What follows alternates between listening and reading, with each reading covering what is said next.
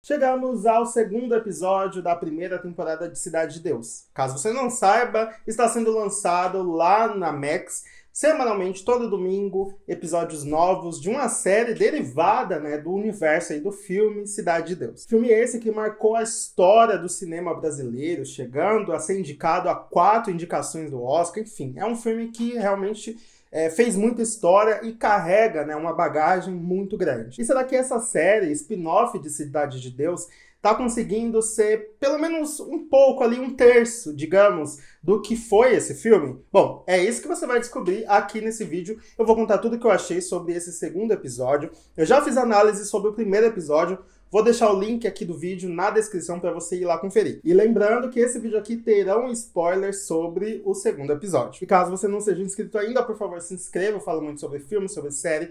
E claro, pretendo falar muito sobre Cidade de Deus ainda. Então, se inscreva e se puder deixar o like sempre ajuda o criador de conteúdo. Bom, no meu vídeo anterior, eu tinha falado o como era difícil fazer algo à altura de Cidade de Deus, do filme. Porque é de fato um filme que marcou a história, mas além disso, é um filme de muita qualidade. E é muito difícil mesmo repetir todo aquele sucesso. Só que, ao meu ver, a série ela não quer repetir o sucesso que foi. Ela só quer dar continuidade a algumas histórias e alguns personagens que estiveram no filme. Então eu acho que dá sim pra gente analisar Cidade de Deus, A Luta Não Para, como uma obra individual, independente, da sua obra anterior. Dito isso, eu devo falar que o primeiro episódio, que é um episódio introdutório, ele foi bastante superior a esse segundo. Eu digo isso porque o primeiro episódio ele é muito eficiente, ele consegue nos apresentar o universo, os personagens, tanto os personagens antigos, os personagens do filme, nos faz relembrar o que aconteceu com esses personagens, mas também nos apresenta novos personagens, que vão fazer toda a diferença aí no decorrer da história. E a cereja do bolo foi aquele final completamente impactante da Jerusa dando um tiro na cara do capanga ali, do Curió, já dando indícios de que começaria uma grande guerra. E a gente vai ver as consequências disso, claro, nesse segundo episódio. O episódio começa com um flashback do aniversário do Geninho, que é um dos filhos do Curió. O Curió, como todos sabem, é o chefão da Cidade de Deus. Ele, após a morte do Zé Pequeno, ele foi lá e tomou o morro, enfim, tomou a favela inteira e é toda dele. E ele é um cara mais família e tal. E esse flashback mostra justamente isso, o aniversário de um dos seus filhos. E além disso, ele chama para foto o Braddock, que era adolescente, para poder participar ali da foto em família, dando a entender que ele é como se fosse da família. Uma observação é que eu achei o ator que eles escolheram bastante parecido. É difícil encontrar um Braddock adolescente, sendo que a gente já viu o Thiago Martins quando criança, quando adolescente, então é difícil encontrar um ator que se assemelha ali com o personagem, mas eu acho que cumpriu ali os requisitos. O fato é que esse flashback lá no início, ele é muito importante para a gente entender a conexão entre o Braddock e o Curió, porque eles têm essa relação mesmo de pai e filho. E isso é imposto desde o primeiro episódio, mostrando que eles não querem guerra um com o outro, mas sim são impulsionados para fazerem essa guerra. Tanto a Jerusa, que acaba ali empurrando o Braddock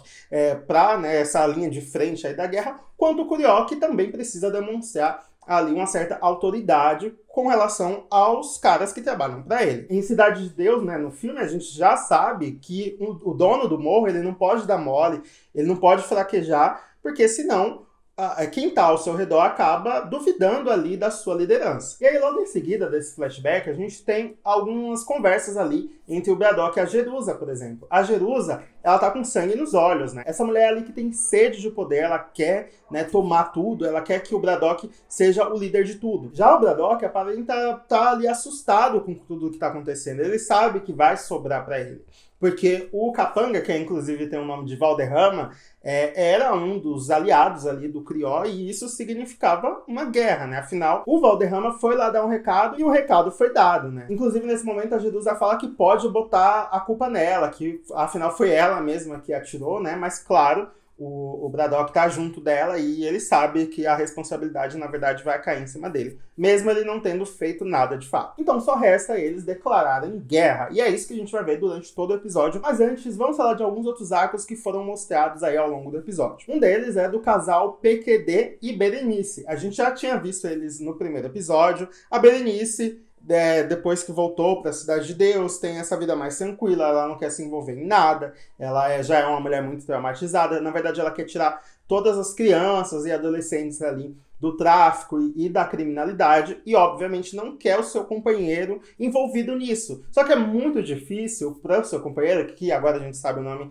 que é o PQD, que foi um cara que serviu ao exército, teve uma vida mega conturbada, e óbvio, quando ele tá ali no meio daquela guerra, ele quer fazer parte disso, e a gente vai ver todo esse conflito aí durante o segundo episódio. Ela obviamente vai pedir para ele fazer uma escolha entre ela ou, né, se aliar ao Curió, que é o que ele de fato quer, e aí a gente vai ver o PQD tendo que tomar essa decisão. Mais pra frente lá no episódio, ele acaba sendo confrontado com um dos capangas do Braddock, e aquilo mexe muito com ele. E é então que ele vai ter uma conversa com o Geninho, falando que eles precisam ter estratégias, eles precisam ter munição melhor para poder ganhar essa guerra contra o Braddock. É então que ele apresenta lá no final do episódio um vendedor de armas do exército, né, que o Curió acaba comprando. Então agora eles têm armamento de peso para poder revidar e confrontar o Braddock. Eu tô bem curioso para ver qual que vai ser o destino do PQD, né? Porque é um cara que ele sabe muito de guerra, ele sabe muito de combate,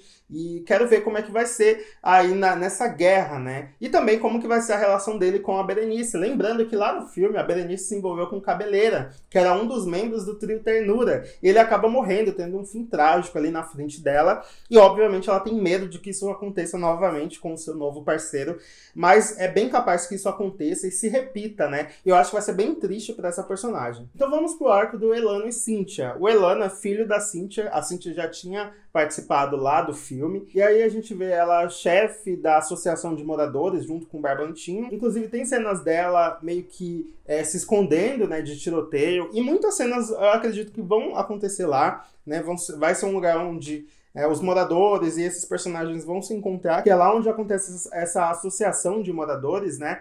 Mas enfim, o seu filho Elano é esse cara que a gente tinha visto no primeiro episódio, que ele é professor de jiu-jitsu, é um cara que não quer saber muito de briga, nem de guerra, nem de nada, mas agora a gente descobre que ele é policial. E ao ser policial morando na Cidade de Deus, ele vai ter que tomar uma decisão, que é confrontar, né, os bandidos lá da Cidade de Deus, ou se abster. No momento ele quer se abster, ele não quer, ele na verdade até luta, né, contra esse preconceito de que todo morador da Cidade de Deus é criminoso, é bandido e tal. Ele tenta desconstruir isso lá na cadeia, o que é muito difícil, né, principalmente com seus colegas, e aí é isso, ele vai ficar no meio, né, disso. Eu achei um arco bem interessante, tô curioso para ver como é que vai ser no decorrer da temporada com esse personagem. Eu espero muito que se assemelhe ao personagem Matias, do filme Tropa de Elite, que era aquele cara que tava lá no BOPE e tinha amigos ali de comunidade, amigos que faziam coisas erradas,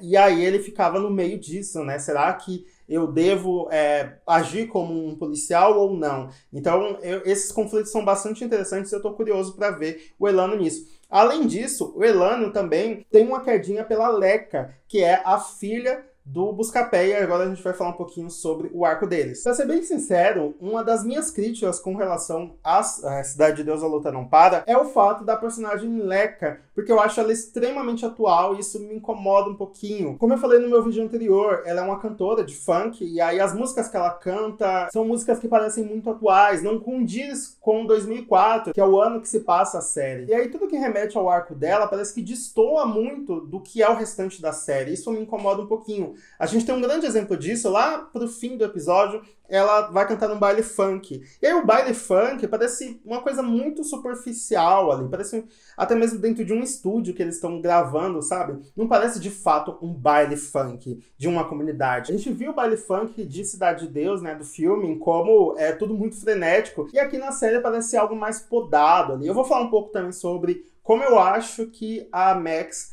tá podando alguns temas sobre Cidade de Deus. Mas enfim, falando aqui do baile funk, eu não curti, eu achei que ficou artificial, ficou algo que não condiz ali com até mesmo a violência que é Cidade de Deus. Mas essa cena é interessante porque ali já faz parte de onde o Braddock está dominando, então os capangas dele estão meio que cuidando dali, tanto que eles barram um morador de entrar no baile funk. E é esse o momento em que o PQD acaba até intervindo e tudo mais. Então ali já dá pra ver que o Braddock tá controlando ali alguns lugares da Cidade de Deus, além da Boca dos Apês, que é onde ele, de fato, vai dominar. E aí, falando da Leca com o seu pai, o Buscapé, agora a gente tem, finalmente, a primeira interação entre eles. No primeiro episódio, a gente não viu eles interagindo, apenas o Buscapé olhando ela de longe. Aqui ele quer tirar ela e a sua mãe, né, a avó da Leca, de lá da comunidade para ir, de repente, ficar um tempo com ele até a poeira baixar, só que elas não querem. A mãe dele fala que não vai correr para bandido, ela vai ficar onde ela morou. E a Leca fala também que o pai dela, e aí ela realmente dá uma baita lição de moral, o pai dela meio que faz parte disso, né? Porque ele tá ali fotografando, ela até fala, fotografando corpos negros, né? E vendendo esses corpos. Porque ele fotografa os combates, os ladrões, e na sua grande maioria são pessoas negras, assim como ele. E aí, depois aquilo vai repercutir ao longo do episódio, porque o Buscapé vai se sentir meio que traidor dele mesmo, sabe? E eu achei esse ponto bastante interessante, porque faz o personagem pensar. Porque, querendo ou não, o Buscapé tá num lugar de muito privilégio. Ele tá de fora, ele escolheu estar de fora daquela comunidade, mas só vai lá para justamente fazer esse trabalho, né, que é fotografar a violência e divulgar em jornais. Então, isso chega até a ser um pouco problemático. E o Buscapé pensa muito sobre isso. E outro ponto interessante nessa conversa é que a Leca fala que ele não liga para ela, não liga para sua avó e nem para sua mãe. E aí a gente não sabe ainda quem é a mãe da Leca, quem foi essa parceira do Buscapé, se ela tá viva ainda ou se não tá, se eles se separaram. Eu espero muito que isso acabe sendo mostrado, claro, através de um flashback nessa temporada. E é isso, assim, tô curioso para ver como que vai ser a relação deles, né? Que é uma relação muito difícil entre pai e filha. E agora, falando de um outro arco, a gente tem a entrada da Lígia, que é uma nova personagem. Ela é uma jornalista e ela quer fazer relatos ali sobre algumas coisas que acontecem na Cidade de Deus. Um desses relatos são as facções que lideram ali muitas coisas, como no caso de imóveis, né? Para você alugar um imóvel na Cidade de Deus, você tem que falar com um membro dessa gangue, e também eles controlam todo o comércio ali. E o que me parece, tá? Eu posso estar errado, me corrijam se eu estiver errado, parece que esse arco dela acontece mais afastado, né? Tipo como se fosse no começo da favela, né? No começo da comunidade, e tudo que a gente vai ver, a guerra, é mais no centro mesmo. Então ela tá um pouquinho mais para trás, assim, mais afastada, e aí a gente vai conhecer um outro campo da Cidade de Deus, que é justamente ela investigando. Ela acaba conhecendo o Toro, que é o chefe dessa gangue, que acaba até deixando ela alugar um espaço onde ela fala que quer fazer uma ONG. E ela vai fazer essa ONG até na igreja. E esse é um personagem que parece ficar de olho nela e com certeza vai fazer algo a respeito, né? Ainda mais quando descobrir que ela é jornalista. E quem acaba introduzindo ela na história é o Barbantinho, que apresenta ela até pro Buscapé. E olha, eu senti uma faísca ali entre os dois. Talvez eles formem até um par romântico entre a Lígia e o Buscapé. Deixa aqui nos comentários se você achou também. E aí agora vamos falar do arco que tá pegando fogo, dessa rivalidade entre o Braddock e o Curió. O Braddock acaba se aliando ao Ocimar, que é um dos grandes inimigos do Curió. O Ocimar cuida de brigas de galo, né? Ele faz essas coisas de aposta em briga de animais e tudo mais, e ele odeia, ele detesta o Curió, e aí é por isso que o Braddock se alia a ele, acaba dando armas para eles, e juntos eles assumem a Boca dos Apês. Essa boca, como eu falei, ela é bastante importante. Lá no filme ela já é explicada, que é uma boca onde vende drogas para playboys, para pessoas que têm dinheiro, né? São pessoas que não são da Cidade de Deus, mas vão até lá para poder comprar muitas drogas. Então é um lugar onde rende muito dinheiro e acredito que seja uma boca muito importante. É por isso que o Braddock quer tanto aquela boca. E aí quando ele assume a boca, ele quer ficar de boa, ele quer só cuidar, né, da sua boca e viver normalmente, diferente do que a Jerusa quer, claro, ela quer sangue, ela quer guerra, né? É engraçado, mas ela não participa da guerra em si. Ela só quer ali ficar botando faísca. Mas aí o Braddock chama o Barbantinho, e o Barbantinho vai ser esse cara que vai estar ali no meio dando recados. Ele fala pro Barbantinho ir até onde o Curió tá e propor uma trégua ali, né? para que eles esqueçam a guerra e fiquem cada um no seu canto. A princípio, o Curió aceita, porque, como eu falei, o Curió também tem muito estima pelo Braddock, então ele não quer o mal do Braddock em si. E aí, aparentemente, rola uma trégua entre eles, mas no meio disso, o Ocimar tem a ideia de mandar uma caixinha pro Curió com um recado bastante importante. Ele manda uma foto, né, aquela mesma foto que a gente vê lá no começo, que eles estão tirando, né, no flashback, com o rosto do Braddock riscado, e também um Curió morto, né? Um passarinho mesmo morto, o que dá a entender, claro, que é o que eles querem que aconteça com o Curió. Isso foi a gota d'água que faltava para esse mar, né, de sangue e guerra que vai acontecer aí ao longo da temporada. E a partir daí o Curió se arma inteiro e vai lá para poder confrontar o Braddock. Só que o que eles não esperavam é que o Braddock tem muita munição, muitos soldados, né, muitos caras ali para revidarem. E aí tem até o momento em que o Braddock tem a chance de matar o Curió. Mas como eu falei lá no começo do vídeo, ele tem essa conexão, ele tem essa relação e ele prefere não matar o Curió. Se ele tivesse matado ali, já era, né? Tinha o líder, o maior líder tinha morrido. E aí ele até poderia assumir como, né, o chefe de toda a Cidade de Deus. Mas ele decide atirar no ombro, né?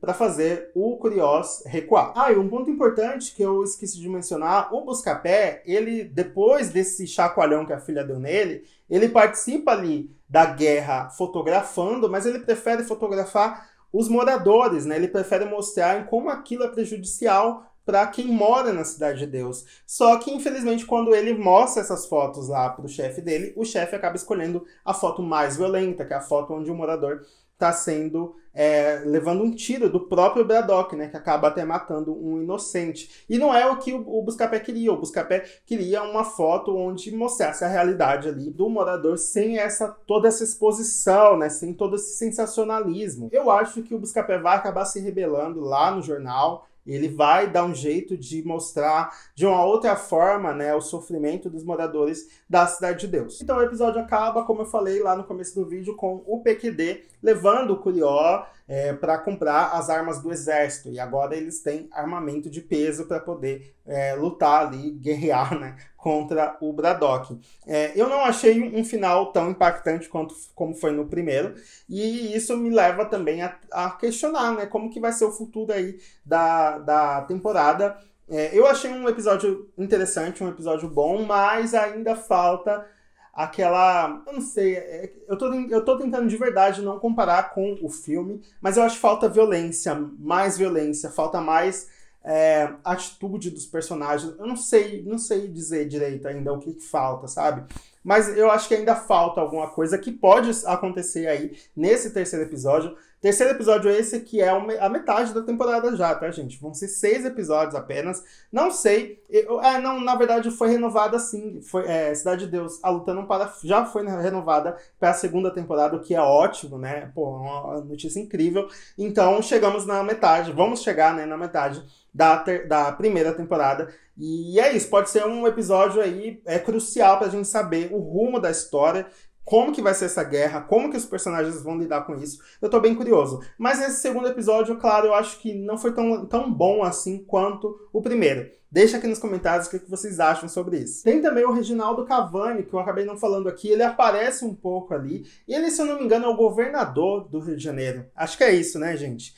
Enfim, se não for, ele é um político ali que tem um certo poder e ele tá esperando agir com relação à guerra que está acontecendo lá na Cidade de Deus. Ele talvez tenha peso aí no decorrer da temporada, mas até o momento ele está esperando para poder saber o que ele faz. Embora o filho dele, né, tá ali já mais ansioso, né, para que as coisas aconteçam. Enfim, é um personagem, são, né, 2 personagens pra gente ficar de olho. E foi tudo isso que rolou no segundo episódio da primeira temporada de Cidade de Deus. Eu quero saber tudo de vocês, o que vocês acharam. Eu tô percebendo que são vídeos que estão tendo bastante engajamento de vocês. Vocês estão gostando dos vídeos aqui do canal sobre a Cidade de Deus. Mas falta engajamento no sentido de comentários. Vamos conversar aqui embaixo, fala o que vocês estão achando, se vocês estão gostando, o que vocês não estão gostando. Vamos conversar aqui embaixo. Em breve eu quero fazer um vídeo mais específico sobre o filme, com alguns detalhes super interessantes. Vou fazer uma baita pesquisa e trago aqui em breve pra gente relembrar um pouquinho sobre o que foi esse filme e o impacto que ele teve